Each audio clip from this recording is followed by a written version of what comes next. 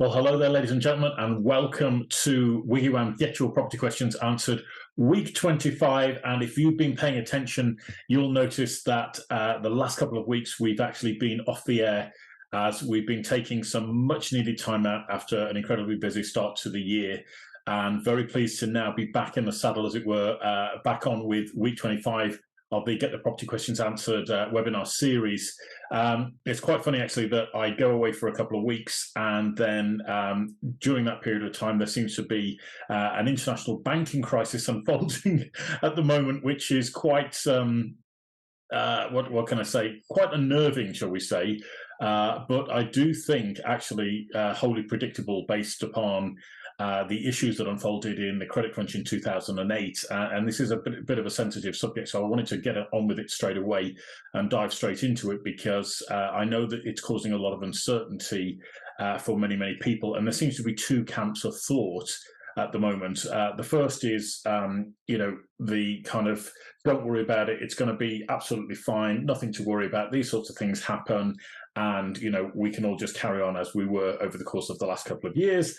And then there's the other side of the camp, which is the people that have been expecting this to happen for quite a number of years and are expecting the banks to begin to fall over at a fairly rapid rate. And it's Armageddon, and the financial system is about to enter complete and utter meltdown, and we're all doomed. And somewhere between the two of them is kind of where I reside, as one would probably expect. But if you look back to 2008, when the credit crunch first unfolded, back in the 2007, beginning of 2008, the strategy that was adopted, of course, was this approach of what was then called quantitative easing. And it seemed to be that they just set the money printers running and printed all of this cash and then pumped it into the banking system. And that seemed to prop up the financial system as we know it. What seems to be very odd about that was that some people were saying is that the banks seemingly ran out of money, but then went to the government of the world and said, we can solve the banking crisis if you borrow more money from us. And that's how we'll solve the banking crisis. And I'm like, well, how do you borrow more if you haven't got it to lend? But we won't go into all of that at this moment in time. If you start to ask some of these critical questions, a lot of this doesn't actually add up. But anyway, the money printers started rolling. We had billions and billions and billions pumped into the banking system through quantitative easing, and that has caused this inflationary bubble of asset prices increasing over the course of the last, shall we say, 10 to 14 years. But in terms of real value, I think most of us are probably reflecting upon our own personal financial situation and asking the question, how much has our own personal financial situation improved over the course of the last 10 to 15 years? And if you're in some of the professions such as nursing or any kind of profession like that, then you'll probably realize that over the course of the last 10 to 15 years, you're not seeing yourself as being any better off, even though the value of your house might have risen. In real terms, the actual pay packet that people are receiving isn't actually increasing. Okay, so there comes this crunch point, and this is what I have been.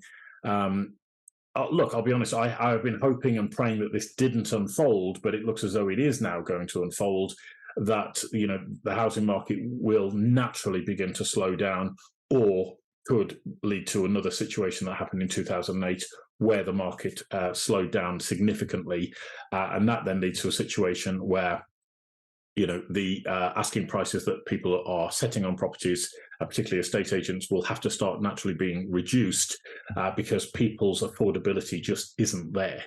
And I think that will take a natural course over the course of the next 12 to 18 months. And it's something to be aware of. And now it's not something for us to necessarily fear, unless the market obviously stops. But this is the time, and this is what I really want to emphasize. Now, if you're an estate agent or a solicitor or a surveyor or a mortgage broker, any of those professions that are watching these videos right now, this is what I really want to emphasize for you. This is the time, if you want your business to be successful, this is the time when you want to start advertising more than at any other point in the previous couple of years, okay? And the reason I say that is because traditionally, when businesses slow down and they have a fall in revenue, they then look at cutting costs. And whilst that's a survival strategy, and it's quite smart to look at doing that, so what are your superfluous costs? What are where is the money leaking out of the business in certain areas where you can cut those costs? Yes, that's very sensible. But the flip side is you've got to generate more revenue. And this is where so many businesses sabotage themselves. And this is why I believe that so many more businesses fail during a recession, is because a lot of people regard advertising and marketing spend as a superfluous expense that they don't need to spend. So they cut back on that, okay, either completely or significantly. And that is what I think is personally going to be your biggest mistake. So you've got to look at how do you generate more revenue, and you have to look at other avenues around generating revenue that is different from what your competition is doing. You need to put a distance between you and your competition, and the only way you can do that is by offering something unique. Now, I think there's many different ways that you can do this. And I'm going to point you, first of all, again, to Estate Agent Secrets. You can read this again, whether you're a conveyancer or a surveyor or a mortgage broker, for example. I would encourage you to get your hands on a copy of Estate Agent Secrets, purely because in these 3 volumes, I guide you through exactly what I think people need to be doing in a market such as this. And this is what I've been, if I'm totally honest with you, preparing for planning for, that this change in the market is upon us now.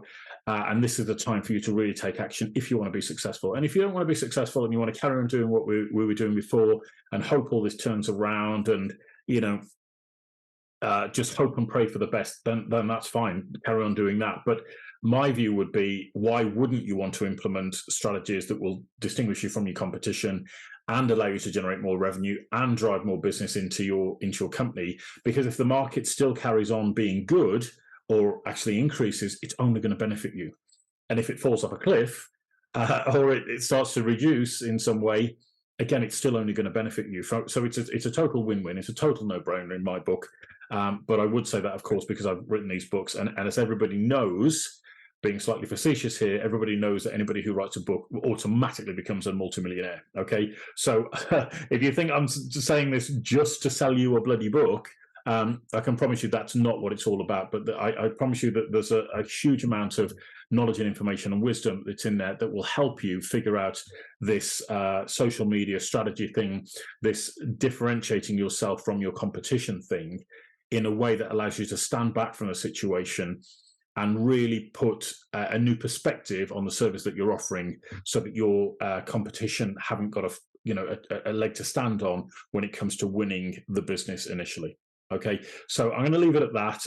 If you are a little bit concerned, spend a little bit of money on a book. If you want to jump on a call with me and run through some stuff with me face-to-face, again, more than happy to do that for you. I've been speaking to a couple of people this week, strategizing around property and property deals and investments and how they can structure those things going forward with the present uncertainty in the marketplace.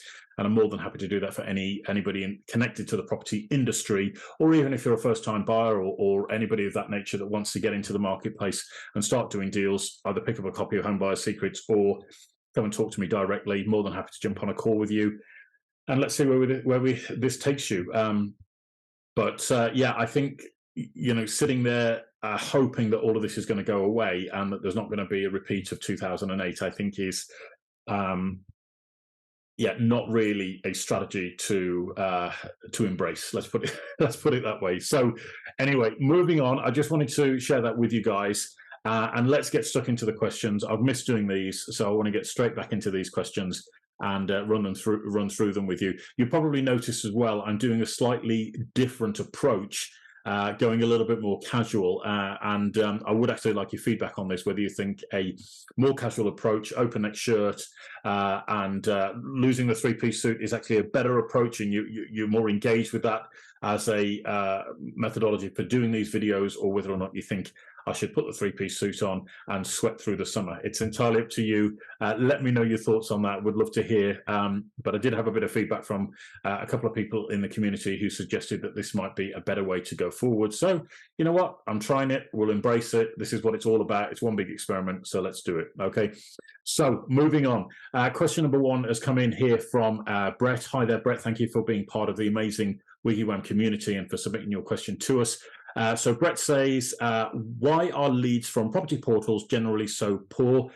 We've dropped all portals other than OTM, which I think is on the market, but we're thinking about rejoining one or two as the seller leads we're getting are so poor. Why is this when we pay them so much money? Okay, well, great question, Brett, and thank you for sending that in to us. Look, this is a really interesting question to approach, Brett, from an estate agent's point of view, because you guys are, generally speaking, taking all of your data, you're plugging it into your agency's CRM system, and then you're sending it out to these portals. And you are the estate agent who's worked really hard to go out there and win that instruction, and you want to generate a sale and do a really, really good job for your client. But when it comes to generating more leads coming into your business for house sales, etc., the problem you've got is that when these leads are coming in to the portal, the first problem you have, in my humble opinion, is the person who's inquiring doesn't really know who you are. You disappear into what I call the sea of obscurity. Okay, now that's something not to take lightly. If you think about what's happening, the aggregator sites, which are these portals, they do a very good job of putting all the properties in one place. But when a consumer goes to that portal to look for a property, they're not interested in all of the different agents. In fact, when you fill out that form, and again, try it from your own perspective, go on there, find a property that you like, fill out the form, and yes, your details might be listed there as the agent, but to be honest with you, the client really isn't that interested in you as an individual agent most of the time. Okay, and I'm just being bluntly honest with you. Don't shoot the messenger here. I'm just telling you as it is from their perspective. So the initial problem that you have is when you start contacting these people, if you're then trying to convert that inquiry about a property for a set of sales details or arranging a viewing, etc., into a valuation, then the ultimate problem you've got is there's a disconnect between the reason why that person inquired via the portal in the first place and what you expect as the estate agent to gain from that interaction. Okay, so the way I could put it, if you like, Brett, and forgive my example here, but it's a bit like, let's say a girl is dipping her toe back into the dating world after being off the market for a number of years. And, in her mind, she wants to go out, maybe have a drink, a little bit of a chat with somebody, and then go home at the end of the night, safe and secure that she's, shall we say, put her foot back into this dating world. And on the flip side is you've got somebody here who's waiting at the altar, ready to commit to marriage. Okay, and there's a complete disconnect between those two situations. So you're both going to end up disappointed. All right, so a bit of a loose example, but I hope you can see where this is going. And there's a great gentleman on Facebook. I'm going to encourage you to look him up. He's a gentleman called James Cocker. Okay, he puts out absolute gold for estate agents if you want to understand this new world of social media and online marketing, and to answer this question about this disconnect between estate agents' expectations of a lead coming through from a portal, okay, and actually translating that into new business. Okay, now if you want to do this correctly, Brett, and I'm not saying that you're not in your business, but you've raised the question, relying on portals, in my humble opinion, is not the way forward for you to build your business in a successful way, particularly with what's on the horizon at this moment in time. Okay, so what you need is a lead generation system which is different to what you've done in the past. Okay, now if you look at the psychology of a lot of estate agents, you're all kind of doing the same thing, and I say this with a whole lot of love and respect, but you're all putting your for sale boards out there. Okay, you're all putting your stuff on the property portals, You're all maybe advertising in a local magazine or a local newspaper in some respect. You've all probably got your own website. So what's the distinguishing factor between you and everybody else? Okay, because a lot of other estate agents are offering free valuations. Okay, so what's the unique thing that's going to attract a client to you and will give you the business without your competitors getting a look in? And again, this comes back to a lot of what James Cocker talks about, but what I also passionately believe in is that it's building a brand around the individual. And that can only come from exposing yourself, for want of a better phrase, through things like social media. Okay, because unless you're putting yourself out there on the internet in some way, there's no way that people can get an insight into who you are and what you have to offer and what your knowledge base is and how proficient you are at, giving people great service or knowing your stuff when it comes to selling houses or marketing properties for sale. Okay, and that's really the first step, is creating a lead generation system independent of the other things that you've got going on out there right now. Okay, so what do you need to do to create a lead gen system to bring people into your world, as it were, your realm of your estate agency? And then what do you need to do to qualify those leads that would make great vendors or great sellers for you in your business? And there's a big distinction between generating a lead and then qualifying that lead so that they're worth investing time, effort, and money in to get them on your books. Okay. And then the final thing you need to do there, Brett, is to then do a kind of lead nurture system. So the obvious offer, if you like, that you make initially is the free valuation to go out there and look at their property and give them some advice on marketing and all the rest of it.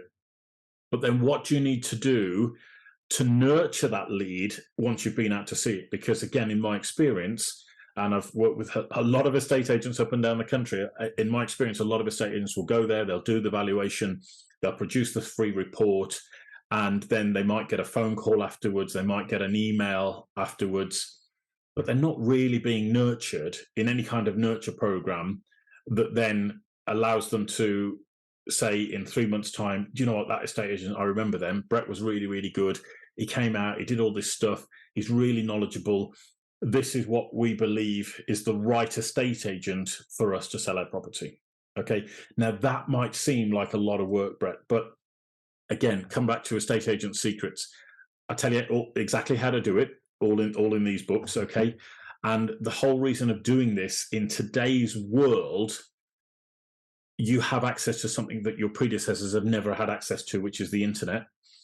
And secondly, with using the internet, there's a whole bunch of programs out there now that will automate your marketing or that will do some kind of lead generation, lead nurture, and WiggyWam plugs into that model as well, okay, that allows you to keep in contact with your clients over a long period of time. Now, take this one step further, Brett. Every house you sell is a potential seller in the future, right? And it might be, you say, well, somebody's going to live in that house for 5, 7, 10, 15, 20 years. There's no way I can keep in contact with that person over that period of time. There absolutely is. And it costs pennies to do that now through the power of the internet. In fact, it's practically free, right? But unless you're keeping in contact with them and demonstrating your knowledge and showing them who you are as an individual, you've got a 1 in 3 or 1 in 5 chance of winning that client over as a future instruction. Okay, so I've gone on a little bit here, Brett, and I hope you'll forgive me for doing that, but hopefully what I've given you is a lot of gold in terms of what you need to be doing away from the portals, relying on portals. And I say this the same as, with WiggyWam as well. If you expect to plug into WiggyWam and then you're going to start getting seller leads straight away, that's not what we believe, and that's not how we operate.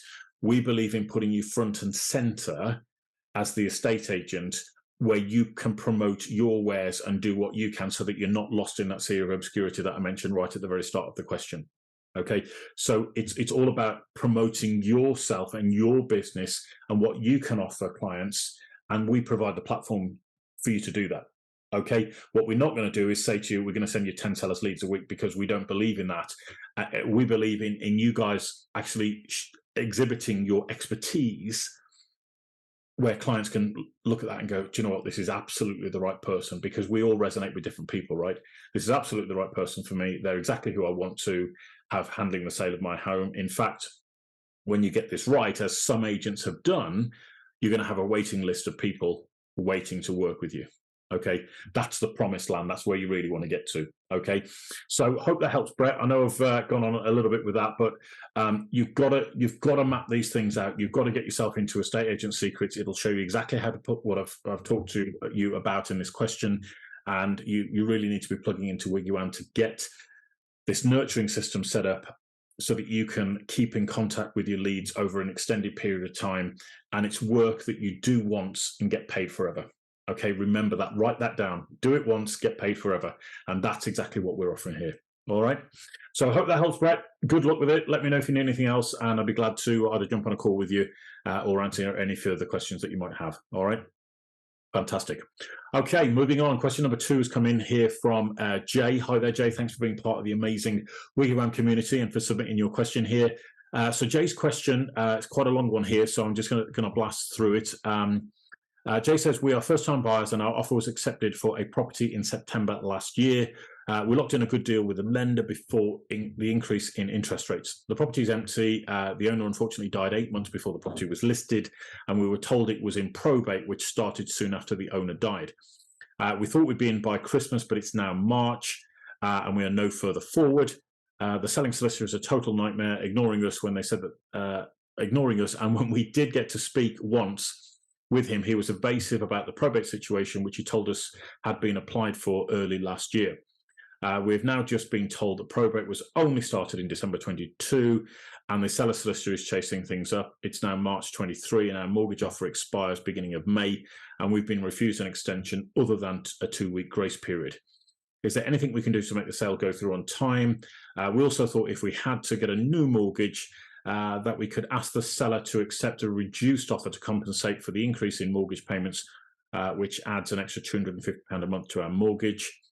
I also want to submit a formal complaint about the seller solicitor, as it's their incompetence that has put us in this situation. Who is best to report him to? Wow, okay, Jay, that's quite a lengthy question. And I'm sorry to hear that you're in this position. It does sound as though the seller solicitor has been dragging their feet in terms of getting this deal put together and actually the probate granted so that you can actually proceed to purchase.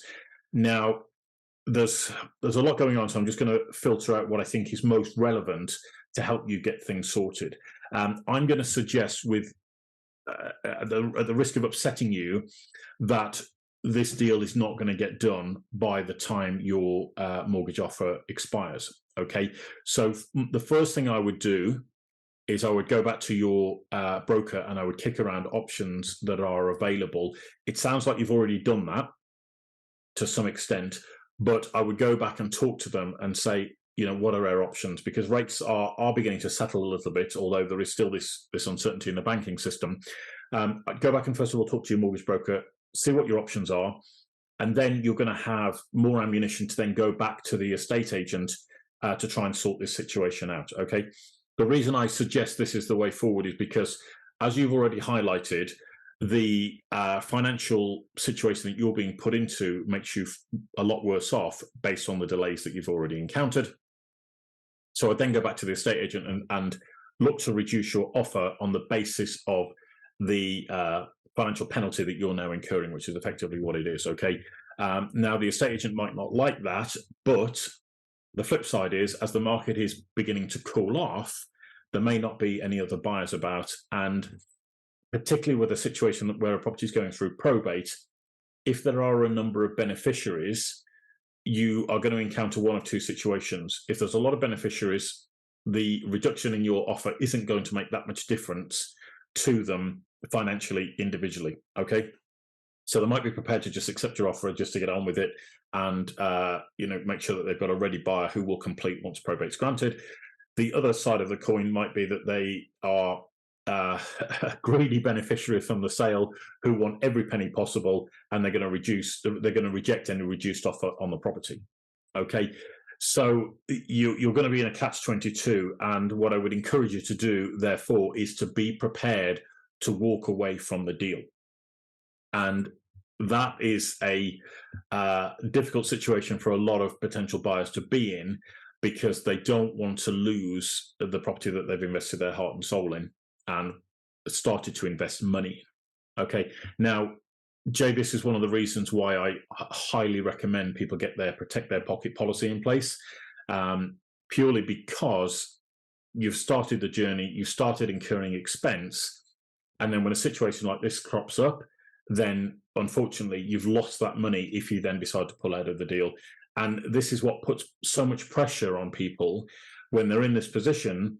They don't want to lose the money they've already spent, so they hang on and they hang on and they hang on, and what they lose is 4, 5, 6 months, if not more, of time when they could be looking around for another property. And they wouldn't have lost that time if they'd got the protect the pocket policy in place, because they could have made a claim on it, and that would have, reimbursed them their expense, and they could then move on to the next property with a bit more experience.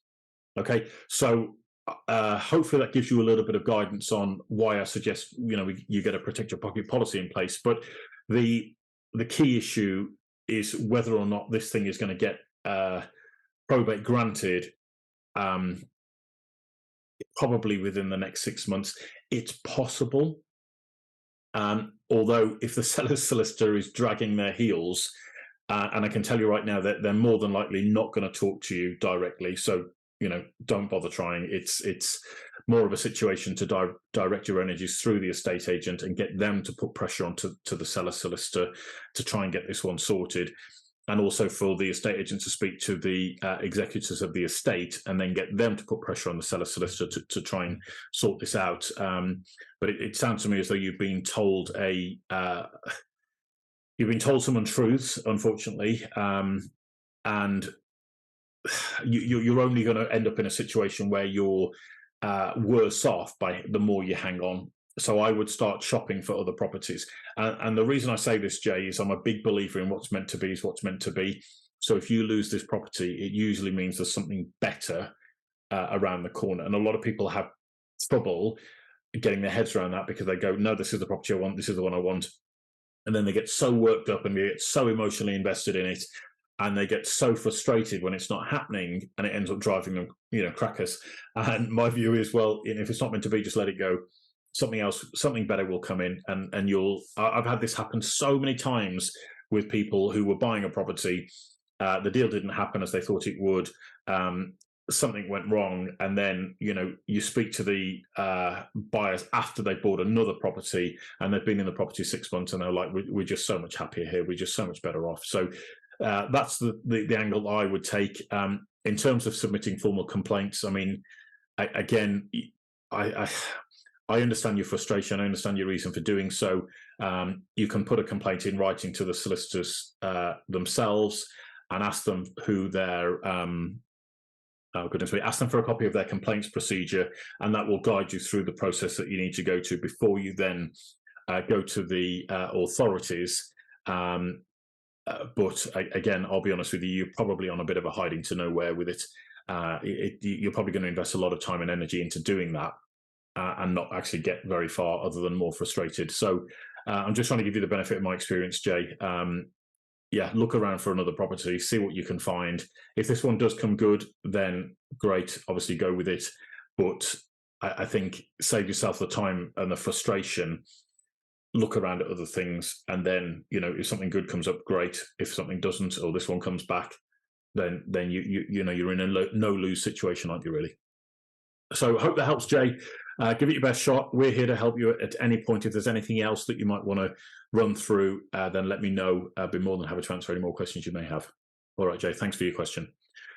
Okay, moving on. Question number 3 is coming here from Carl. Hi there, Carl. Thank you for being part of the amazing WiggyWam community. And Carl's question here is, I am looking to buy a property to rent out. I've been offered a mortgage with 25% down payment, but I would prefer to put down 40% and take a 5-year fixed rate.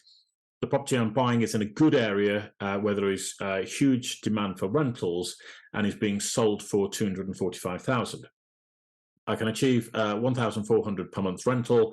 I'm looking to retire in 5 years when the fixed rate ends, and plan to pay off the outstanding mortgage, then use the rental income as a source of income. Can you say anything wrong with my plan or anything I haven't considered that may cause problems? Is this the best approach? All right, there, Carl. Well, thank you for your question. There's a few facets in there that is worth considering. And it sounds to me as though you are what would be a first-time landlord entering the marketplace, and it sounds as though you've got a little bit of firepower behind you, a little bit of cash behind you to start going into acquiring a property. Now, I'm just going to throw some rough figures at you from a few quick calculations on this one. If you're looking to put in you're going to get a 60% mortgage by the looks of it. If you're looking at a 60% mortgage on interest only at 6% a year, you're going to be paying about 8,800 in mortgage payment. Okay. And then your rental income is going to be about 16,800. And most people go, well, that's okay. There's about £8,000 a year income, which is, about 900 quid a month. That's okay. I can live off that. It's going to help me to generate more income when you get to this point of retirement in 5 years. The thing that most landlords don't factor into the equation is they take their rental income, they reduce they take out their mortgage payment, and then they go, well, this is what's left, this is what I can live on. But what they don't factor in is actually any amount of money for doing the repairs and maintenance on a property over a period of 5 years or 10 years or however long you own it for. Okay. And that becomes a problem when, either a tenant trashes the property after a year, or doesn't pay their rent for a year, okay, or both, or you end up with a situation where the boiler blows up, or there's other issues that crop up. Okay, this is where you can start to very quickly find that your would-be winning strategy of this investment property actually becomes a losing strategy. Okay, and I would encourage you to set aside at least 10 to 15% of your rental income every month into a separate bank account, which you would then use to cover any of these ongoing expenses within the property. Okay, the second thing I'm going to encourage you to do is to make an allowance for using a managing agent for the property as well. And the reason why I suggest this is important is there's a whole lot of checks and a whole lot of pieces of legislation and law that you need to be aware of and keep yourself on the right side of when it comes to renting out a property. It's not quite as simple as just, I've got this property, I'm going to rent it out, and I'm going to, sail up into the sunset and live happily ever after, shall we say. The investment of paying a good managing agent to look after the property for you is going to give you a lot of peace of mind and sound nights of good sleep rather than being awake at night, particularly in a market that we are right now, where shall we say, the balance of power, for want of a better phrase, has shifted more in favour of the tenant. And this is why we're seeing a lot of landlords leave the marketplace at the moment, because they're getting fed up of tenants knowing how to play the game, not paying their rent, or not paying enough rent on time, stringing things out for a year or more, taking a year or more for a landlord to get their property back, where they've lost a year's worth of rental income, and then they've got to spend 5 or 10 grand on refurbishing the property to bring it back into the rental stock. Okay, so those are some of the things I want to throw at you, Carl. I'm not trying to put you off, but what I am going to perhaps ask you to think about is whether or not it would make sense, because it sounds as though you've got, as I say, a little bit of cash behind you, whether or not, instead of just looking at buying one property, to look at buying two. Okay, put down your deposits. The whole key here is to buy well, and a lot of people get into investing in the first place. They go and look at a property. It's on the market for 100,000. They pay 100,000 for it, or they pay 97,000, or they pay 95, and they think they've got a really good deal. A lot of investors, I can tell you, are buying properties at a significant discount, and they're usually buying properties that are run down, that need work doing to them. So they buy it at a discount to market value. They spend money on doing it up, and then they have built some equity into the property from day one. Okay, if you're not quite sure what I'm on about here, I would encourage you. I did write a book some time ago called As Safe as Houses. You might be able to find a copy online, or if you want a copy, let me know. Just send me an email, happy to help at wiggywam.co.uk. That's happy to help at wiggywam.co.uk. And I'll fire you a copy out of that. But the whole idea is that you want to be building equity into your portfolio, which is a buffer of safety, so that if the value of the property drops, you're not going to get yourself in a situation where the bank turns around and says, we need you to put more money in because the loan to value of the mortgage is now out of kilter. Okay.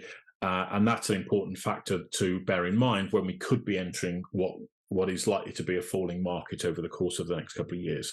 Okay. So think about that.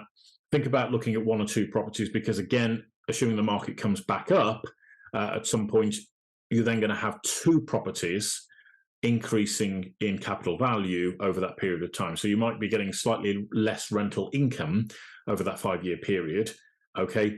But you might be getting more capital gain, which more than makes up for it on two properties instead of just one.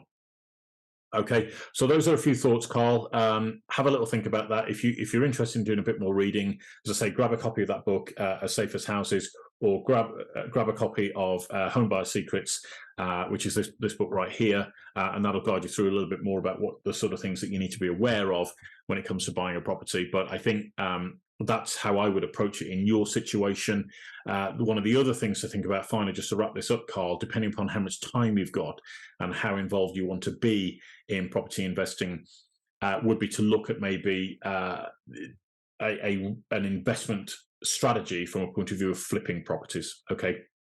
And you can do that with JVs, with people who are finding the properties. You bring the money to the table, you turn the property over, and then you split the profits. Okay. Or it could be a situation where you go out there shopping for properties that are distressed, that are run down. You buy the property, you spend the money on it, you do it up, and you sell it. Okay, that could be a really good option as well.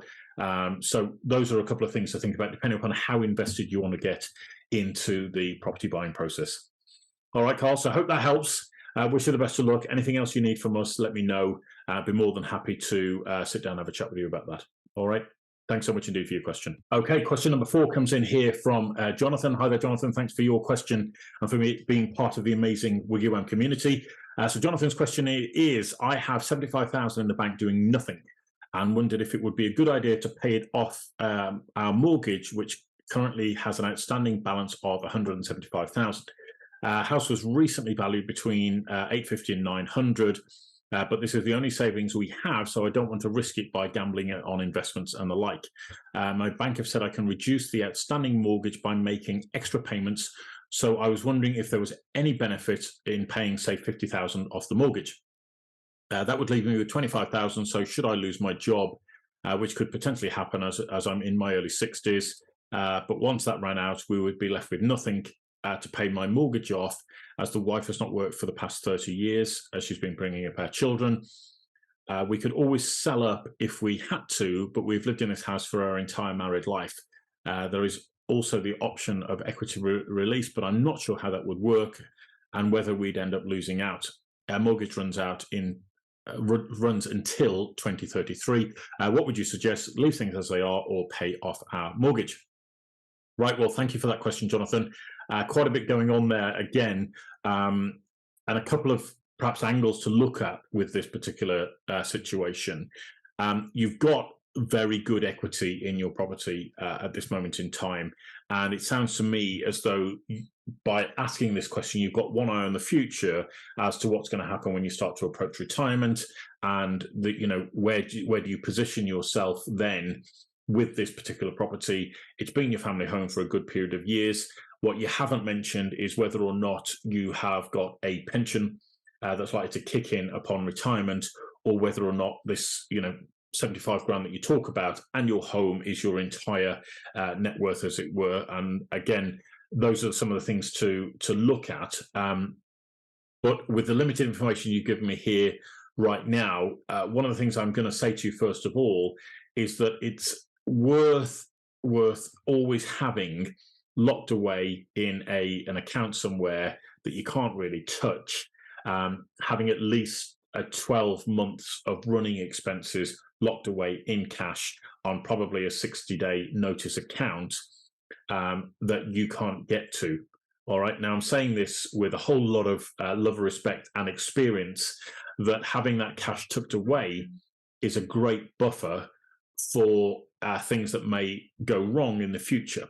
Okay. So I would suggest that 25 grand is going to be more than, it's going to be less than your full 12 months of expenses. So first thing I would do is work out what are our expenses every single month that we're spending, what is 12 months of that, okay? And then put that away, as I say, in a 60-day notice account or what have you, and then just forget about that money. Then whatever else you've got left is something to think about. Now, what I would be tempted to look at in your situation is, first of all, the possibility of downsizing. Okay, as you're starting to approach retirement, you've got a good chunk of equity there. Is it worth then looking at maybe buying a bungalow or something of that nature? And you have plenty of time to look at getting the most price for your property because you're not in a rush to sell. Okay, but also the right time to look for the right property that will come up in the right area that you can then acquire. Okay. I'm not personally a fan of equity release, which is why I'm not going to suggest that you look at that at this moment in time. But what I would look at is one eye to the future of, can I buy a bungalow or a smaller property that would allow us to then, and this is particularly relevant if you haven't got a pension or you're worried about what's going to happen to your pension in the future, is that by downsizing, you would release some of that equity as cash. You'd get rid of your liability, which is your mortgage. And then you've got a chunk of cash to see you through retirement, maybe help the kids out and that sort of thing. If you want to, maybe enjoy your life and go on some nice holidays, but you've got a property that you own outright. And that will be then your forever home into the future. Okay.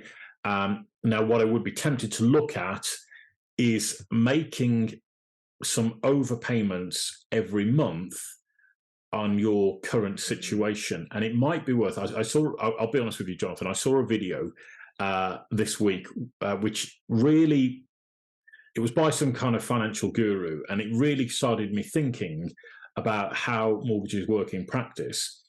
And his suggestion was, the reason when you pay a mortgage, you're paying over the course of that period of month, you're paying basically compound interest over the course of that 30-day period of a month, right? Now, his suggestion was to make tiny payments every single month. Make tiny payments every single day over the course of a month. So maybe £1 a day over that 30-day period, and then you make your mortgage payment at the end of the month. Okay. Now, he suggested, and I haven't done the numbers on this yet, but I'm gonna run this through some spreadsheets because I think this is genius. His suggestion that by doing that, it stops the impact of the compound interest accumulating over that 30 days. Okay. And as a consequence, you end up reducing massively the timeline upon which most people take their mortgage. So most people do it over 25 years. His suggestion was, by doing this, and he seemed to have worked it all out, was that it would actually cut down your mortgage by 4/5. Okay, so you pay it off within 5 years rather than 25, which is crazy. As I say, I've not done those numbers, but it's something worth exploring, and whether or not it's worth you paying an extra regular amount every single day on your mortgage, and then your mortgage payment at the end of the month, and seeing what impact that has over the course of a 12 to 24 month period. All right, sounds pretty cool. Sounds pretty exciting. One thing that I'm going to look at and see what impact that actually has, because I think it could be quite phenomenal. Okay, so that would be the kind of couple of approaches that I would take. Look at the future, downsizing, releasing some cash, getting rid of your liability. That's first and foremost. Secondly, making smaller payments every single day over the course of your mortgage period to reduce down the overall term and the amount of interest that you're ending up paying. Okay, because it could well be that you end up, because you said it runs out in 10 years, right? Your mortgage. So it could well be that by following this strategy with your current income, that you end up paying off your mortgage a lot sooner. I'm just throwing it out there as an option. Okay, it's one that I've yet to explore, but see how you get on with it. And if anybody else out there is a financial guru and they've got spreadsheets that they've run this through, and you can prove to me that it works, then I'd love to see those, because I think this is a strategy that the WiggyWam community certainly needs to know about, and we should be shouting it from the rooftops. Okay, so hope that helps, Jonathan. If you want to go into this question in a little bit more detail, if you want to have a one-to-one with me, a conversation, more than happy to do that. Just let me know. But I wish you the best of luck with whatever it is you decide to do. I don't think dumping 50 grand into your to pay off your mortgage is going to be a worthwhile strategy. Reading between the lines, I think it will put you under too much pressure personally, because I think the 75,000 that you've got at the moment is a good buffer for you personally, a good financial buffer. And as I say, if you lock that 12 months of expenses away, you might find that's maybe £40,000. That'll leave you with 35, and try this strategy out, see what you think, and see how you get on with it. Okay, so best of luck, and let me know how you got on. All right, thanks, Jonathan. And finally, question number 6 comes in here from Paul. Hi there, Paul. Thanks for being part of the amazing WiggyWam community. So Paul says, is it safe to go into buy-to-let in the current climate?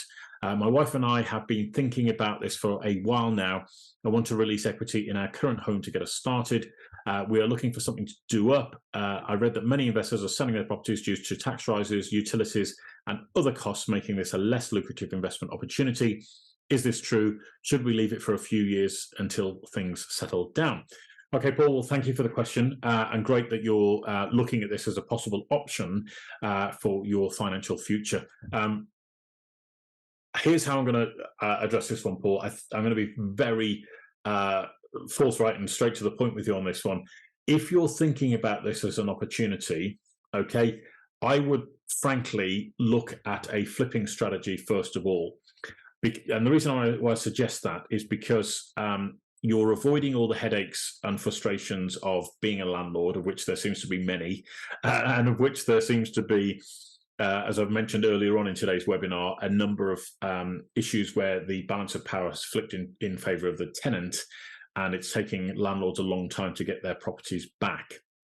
So what I would be looking to do if I were you, you and your wife have a capital gains tax, what do they call it, allowance every single year. Okay, now I forget the current figures, it's about £11,000-12,000, something of that nature. Now you both have that, which means that you can make £12,000 each, for example, as a capital gain over the course of 12 months without actually having to pay any tax on it.